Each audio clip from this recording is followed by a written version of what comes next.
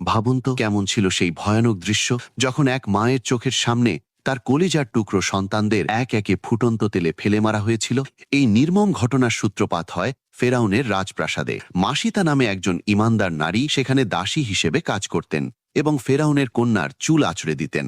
একদিন কাজ করার সময় তার হাত থেকে চিরুনিটি পড়ে গেলে তিনি অজান্তেই বলে ওঠেন বিসমিল্লাহ, যা শুনে ফেরাউনের কন্যা অবাক হয়ে জিজ্ঞাসা করেন, তুমি কি আমার বাবার নাম নিলে? মাসিতা তখন এক মুহূর্ত দেরি না করে নির্ভীক চিত্তে উত্তর দেন, না, আমি সেই আল্লাহর নাম নিয়েছি যিনি আমার, তোমার এবং তোমার বাবারও একমাত্র রব। এই সত্য শুনে ফেরাউন চরম ক্ষিপ্ত হয়ে মাসিতাকে তার ধর্ম ত্যাগ করতে বলে, কিন্তু তিনি নিজের ইমানে পাহাড়ের মতো অটল থাকেন। তখন তাকে শাস্তি দিতে ফেরাউন এক বিশাল তামার পাত্রে তেল ফুটিয়ে তার চোখের সামনে এক একে তার সন্তানদের সেই ফুটন্ত তেলের আগুনে নিক্ষেপ করা শুরু করে। নিজের কলিজার টুকরোদের তিলে তিলে শেষ হয়ে যেতে দেখেও মাসিতা বিচলিত হননি। একদম শেষে